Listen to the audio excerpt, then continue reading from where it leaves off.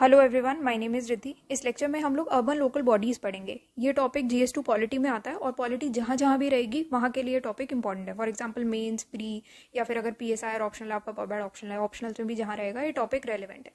अब urban local body समझते हैं कि होता क्या है। तो अर्बनाइजेशन सेंस एक कॉमन फीचर है सोसाइटी का, काफ़ी टाइम से है ही। और सिटीज़ जो है वो ग्लोबलाइजेशन के बाद मेन बेनिफिशियरी तो सिटीज़ ही रही हैं ग्लोबलाइजेशन की, है ना। तो उससे क्या हुआ है, अर्बन पॉपुलेशन जो है वो इंक्रीज होती जा रही है। जिस कैसे हो रही है कि ज़्यादा से ज़्यादा लोग जो हैं वो जॉब्स के चक्कर में सिटीज़ में माइग्रेट कर रहे हैं। तो जॉब्स के चक्कर में लोग कहाँ माइग्रेट कर रहे हैं? सिटीज़ में। ठीक है, तो इससे क्या हो रहा है कि एक नीड आ गई है कि इंडियन सिटीज़ जो है, अब जब लोग यहाँ पर हैं, जॉब्स यहाँ पर हैं, तो इंडियन सिटीज़ में ये नीड है बेसिकली कि ये सारी सिटीज़ जो है वो इंडियन इकोनॉमी के स्ट्रक्चरल ट्रांसफॉर्मेशन में मेन रोल प्ले कर रही हैं। तो इम्पॉर्टेंट है अब अर्बन लोकल बॉडीज़ का एक मेन रोल यहाँ पर रहेगा।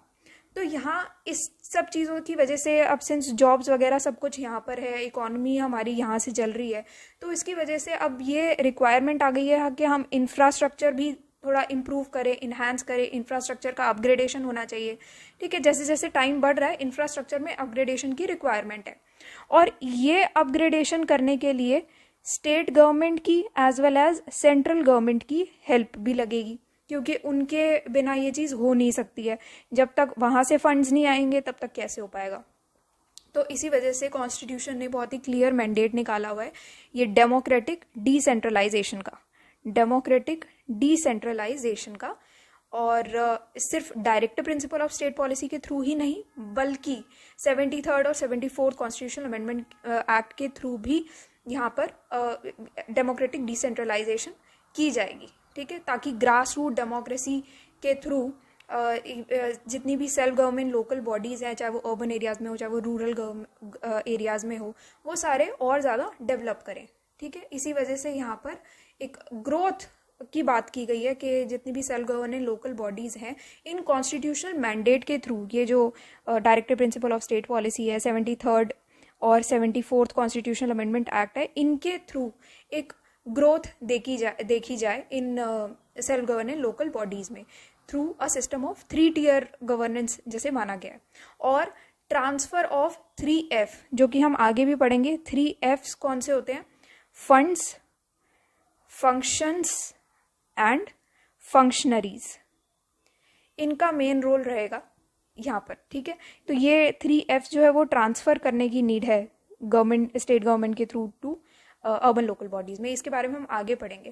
ठीक है, तो अब अर्बन लोकल बॉडीज़ का थोड़ा सा हम पढ़ते हैं। अर्बन लोकल गवर्नमेंट जो है वो इम्प्लाई करती है कि जो भी अर्बन एरिया है उनकी गवर्नेंस खुद लोग ही करेंगे। कैसे करेंगे? कुछ इलेक्शंस होंगे तो इलेक्टेड रिप्रेजेंटेटिव्स जितने भी रहेंगे लोगों के, वो खुद अपने अर्बन एरिया की गवर्नेंस करेंगे। तो ये 3 टियर ऑफ गवर्नेंस कहा गया है इसको एट द अर्बन लेवल।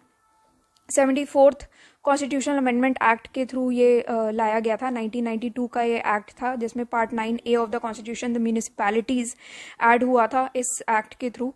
और जिसमें जितनी भी लोकल गवर्नमेंट है, अर्बन लोकल गवर्नमेंट, वो कॉन्स्टिट्यूट करती है ये। और आर्टिकल 243P से लेकर के 243ZG ये सारे आर्टिकल डील करते हैं 74th constitutional amendment act municipalities को। और इससे 12th schedule of the constitution ये ऐड किया गया था। 12वां शेड्यूल ऐड हुआ था कॉन्स्टिट्यूशन में, और जिसमें 18 फंक्शनल आइटम्स है म्यूनिसिपैलिटीज़ की, और जो कि आर्टिकल 243W से डील करता है। अब ये तो देखो रट्टा मारने वाली चीज़ है, तो रट लो तो बेटर है। ठीक है, अब 8 तरीके के अर्बन लोकल गवर्नमेंट्स होती है इंडिया में, जैसे कि municipal corporation, municipality, notified area committee, town area committee, cantonment board, township, port trust, special purpose agencies. तो ये अलग अलग type of urban local government है।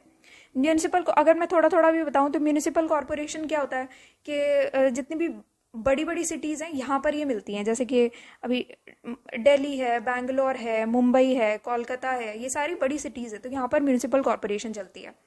म्यूनिसिपैलिटी है तो जितनी भी स्मॉलर सिटीज़ होती हैं, जो छोटी सिटीज़ हैं, वहाँ पर म्यूनिसिपैलिटीज़ चलती है। जैसे कि और भी नाम होते हैं म्यूनिसिपैलिटी, म्यूनिसिपल काउंसिल हो गया, म्यूनिसिपल कमेटी, म्यूनिसिपल बोर्ड वगैरह, ये सब कहते हैं छोटी सिटीज़ में।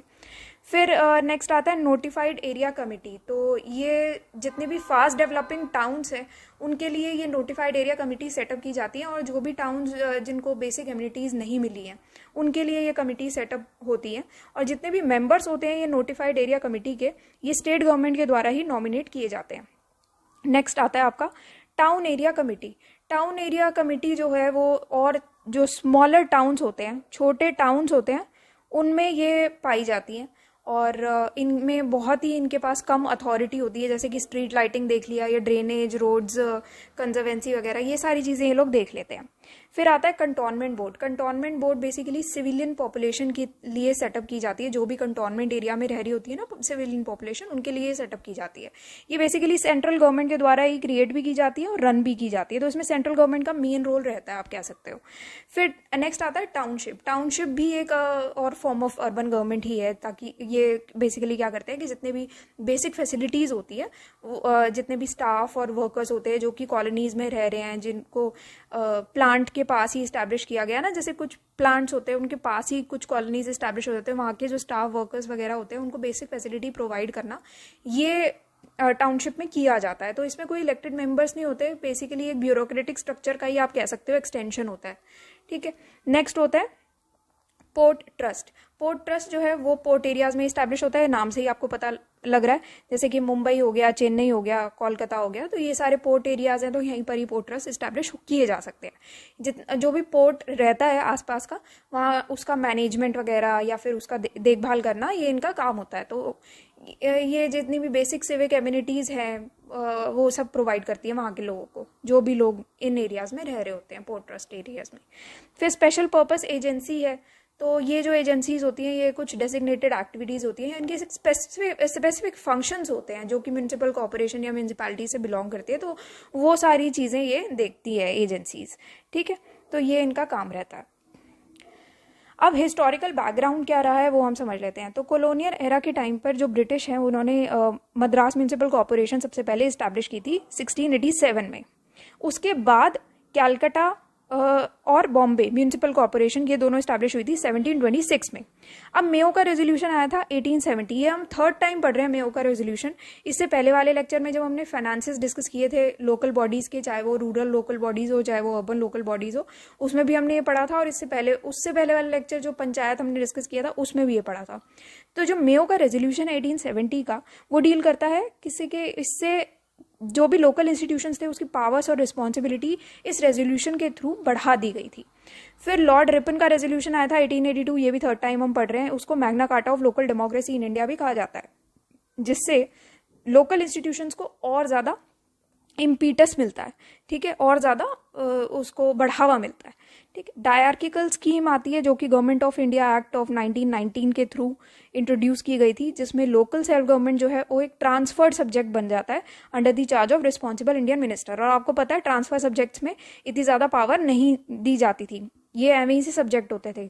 बट चाहे local self government transfer subject बन गया हो, बट एक दूसरे तरीके के सब्जेक्ट्स होते थे रिजर्व्ड सब्जेक्ट्स। रिजर्व सब्जेक्ट्स में मेन जो फाइनेंसेस है वो तो ब्रिटिशर्स के हाथ में ही रहा ना। रिजर्व सब्जेक्ट बेसिकली ब्रिटिशर्स अपने हाथ में रखते थे, ये हम लोगों को नहीं देते थे। तो अब फाइनेंसेस जो है हम लोगों के वहाँ पर चले गए, तो फिर ट्रांसफर सब्जेक्ट में लोकल सेल्फ गवर्नमेंट अकेले रह के करेगी भी क्या, तो ज़्यादा पावर हमारे पास थी नहीं ऑल एंड ऑल।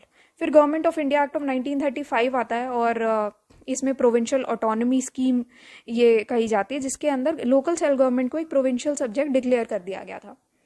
फिर पोस्ट इंडिपेंडेंस एरा में अगस्त 1989 में राजीव गांधी गवर्नमेंट आती है, और इसके through 65th constitutional amendment bill लाया गया था डीलिंग विद नगर पालिका बिल। इसको लोकसभा में इंट्रोड्यूस किया गया। इसका ऑल्दो एम तो ये था कि कॉन्स्टिट्यूशनलाइज करेंगे म्यूनिसिपल बॉडीज़ को और स्ट्रेंथन करेंगे, रीवैम्प कर देंगे म्यूनिसिपल बॉडीज़ को, पर ये राज्यसभा में पास हो नहीं पाया था बिल।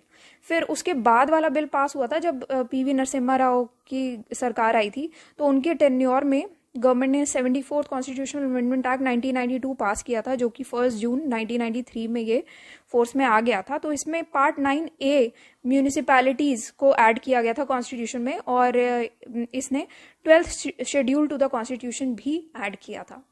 अब कुछ सिग्निफिकेंस वगैरह दी गई हैं यहाँ पर कि क्या सिग्निफिकेंस रहती हैं और अर्बन लोकल बॉडीज़ की, तो वो हम यहाँ पर देख लेते हैं। तो सबसे पहले तो अर्बन इंफ्रास्ट्रक्चर क्रिएशन। तो अर्बन एरिया जो है वो बहुत ही इंपॉर्टेंट रोल प्ले करते हैं in the growth and development of a country. Country की ग्रोथ हो, डेवलपमेंट हो, इसमें अर्बन इंफ्रास्ट्रक्चर का क्रिएशन भी आता है, जो कि अगर हम अर्बन इंफ्रास्ट्रक्चर को इम्प्रूव करेंगे, क्रिएट करेंगे, तो ये जो है कंट्री की इकोनॉमिक ग्रोथ में काफ़ी हेल्प करेगा। फिर उसके बाद अगर आपको कंस्ट्रक्शन या मेंटेनेंस करना है इंफ्रास्ट्रक्चर का, उसके लिए पैसा भी खूब लगेगा, तो एडिक्वेट कैपिटल इन्वेस्टमेंट लगेगी इसमें अर्बन लोकल बॉडीज़ के थ्रू। फिर आता है डिजास्टर मैनेजमेंट। तो अर्बन एरिया जो है वो नेचुरल हजार्ड्स और क्लाइमेट चेंज वगैरह वहाँ पर होते रहते हैं, तो यहाँ से काफ़ी प्रोन रहती है, वल्नरेबल रहती है नेचुरल हजार्ड्स और क्लाइमेट चेंज पे। तो जो भी अर्बन लोकल गवर्नमेंट्स हैं वो अपने लोकल टोपोलॉजीज से काफ़ी वेल वर्स्ड है, इसी वजह से ये पहले रिस्पॉन्डर्स हैं।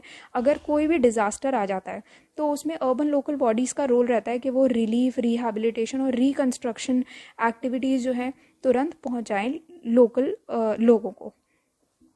उसके बाद आता है सिटीजन सेंट्रिक। तो जो भी अर्बन लोकल बॉडीज़ हैं उनको पता होता है कि हमारे लोकल लोगों की नीड क्या है, एक्चुअल नीड क्या है, इसी वजह से ये काफ़ी इंपॉर्टेंट रोल प्ले करती हैं जितनी भी पब्लिक सर्विसेज हैं उनको फाइनेंस करने के लिए, जैसे कि लोगों को अफोर्डेबल हाउसिंग मिले या वेस्ट वाटर ट्रीटमेंट हो, पब्लिक ट्रांसपोर्ट मिले, सेफ ड्रिंकिंग वाटर मिले, सॉलिड वेस्ट मैनेजमेंट मिले, ये सब चीज़ों में काफ़ी इंपॉर्टेंट रोल प्ले करती है। अब key role player in implementing scheme. अब बहुत सारी स्कीम्स हैं जैसे कि हृदय, अमृत, स्मार्ट सिटी मिशन वगैरह, ये सारी स्कीम्स हैं।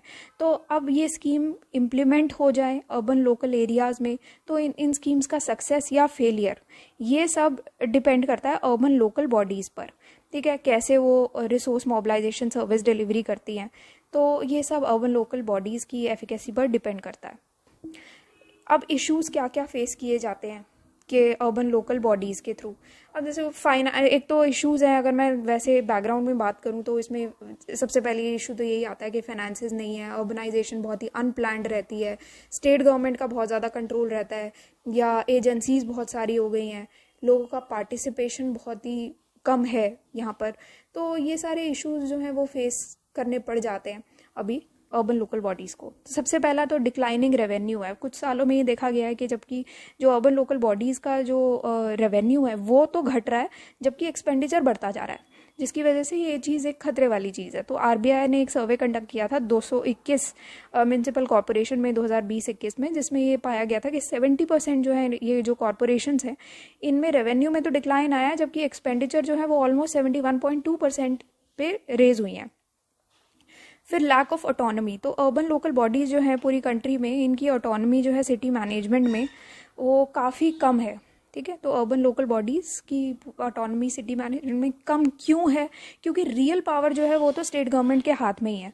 तो जो पुरानी अप्रोच थी ना कि सिटीज़ को हम स्टेट गवर्नमेंट की एक हेल्प के थ्रू ही मानेंगे, हेल्प के तरह ही मानेंगे, ये जो है पॉलिसी पैराडाइम को आज भी डोमिनेट कर रही है। तो सारी पावर जो है मेन जो पैसे से ही आती है ऑब्वियसली, तो वो चीज़ें तो स्टेट गवर्नमेंट ने अपने हाथ में लिया हुआ है। तो स्टेट गवर्नमेंट जो है वो अर्बन लोकल बॉडीज़ के, चाहे वो लेजिस्लेटिव, एडमिनिस्ट्रेटिव, जुडिशियल, फाइनेंशियल, सब चीज़ों में उन्होंने कंट्रोल रखा हुआ है, जिससे अर्बन म्यूनिसिपल गवर्नमेंट्स जितनी भी हैं वो एक सबऑर्डिनेट यूनिट बन के रह गई हैं, रादर देन एक सेल्फ गवर्नेंस का इंस्टीट्यूशन बनती म्यूनिसिपल कॉरपोरेशन, ठीक है। Now next is limited capacity to raise resources. अब जो अर्बन लोकल बॉडीज़ हैं वो ऑब्वियसली फाइनेंशियल ऑटोनॉमी तो उनके पास इतनी है नहीं, जिसकी वजह से रिसोर्सेज रेज करने की भी कैपेसिटी उनकी बहुत कम है। क्यों? उनके खुद के जो सोर्सेज ऑफ रेवेन्यू है जैसे प्रॉपर्टी टैक्स वगैरह, उसके अलावा अगर वो कहीं देखते हैं तो बहुत ज़्यादा उनके रिसोर्सेज वो रेज नहीं कर पाते हैं, ठीक है। तो इनफैक्ट प्रॉपर्टी टैक्स से भी इतने रिसोर्सेज रेज नहीं हो पाते हैं।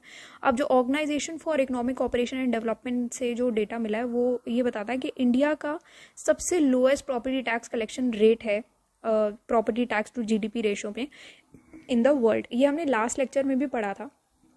कि बाकी जो कंट्रीज है जैसे ब्राज़ील है, चाइना है, उनका काफ़ी अच्छा खासा परसेंटेज है, जैसे 11%, 7%। हमारा सिर्फ 2% है हमारी पूरी जीडीपी का, तो हमारा काफ़ी कम है ये रेशो।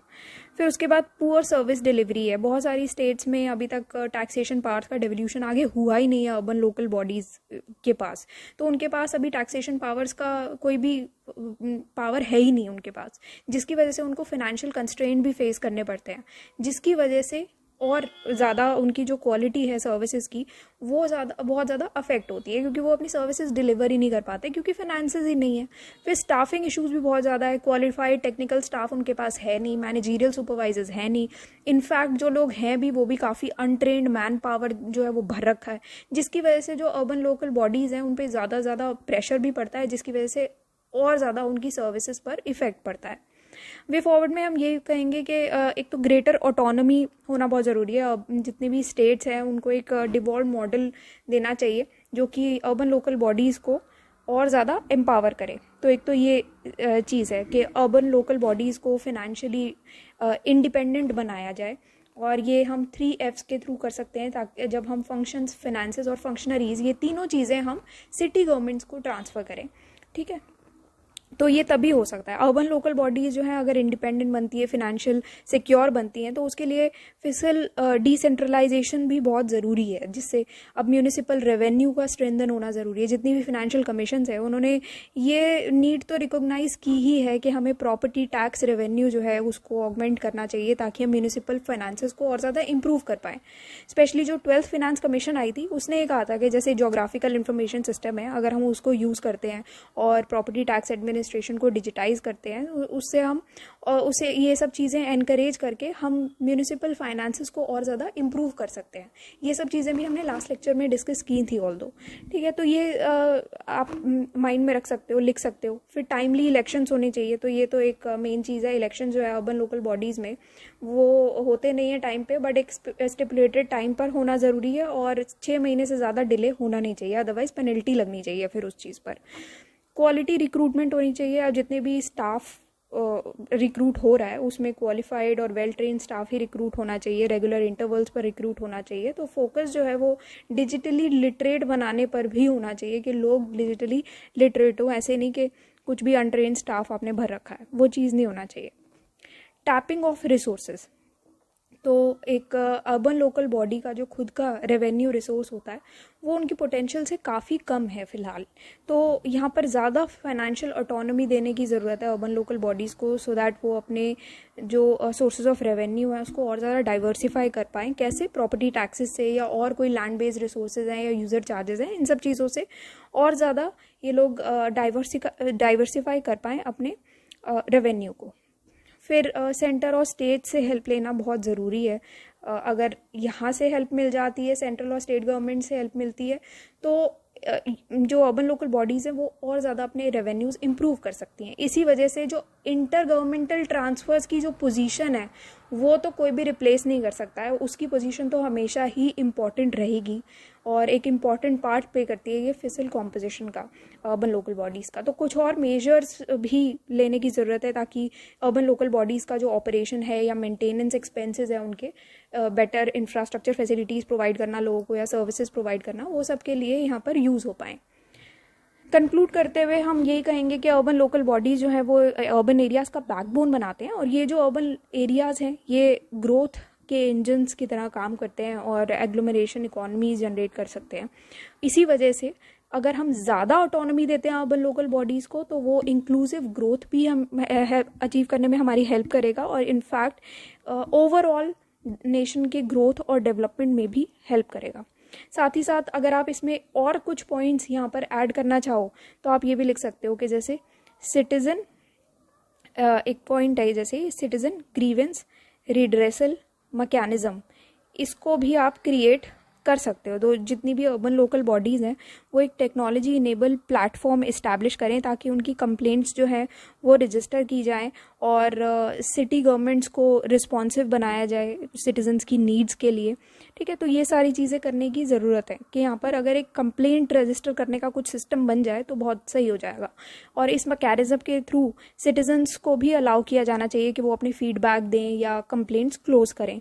तो अगर आप ये स्ट्रक्चरल और आर्किटेक्चरल प्रॉब्लम्स भी एड्रेस करते हो अर्बन गवर्नेंस की, तो इससे क्या होगा, इफेक्टिव सर्विस डिलीवरी हो पाएगी सिटीज़ में, क्वालिटी ऑफ लाइफ सिटीजन्स की काफ़ी अच्छी हो सकती है।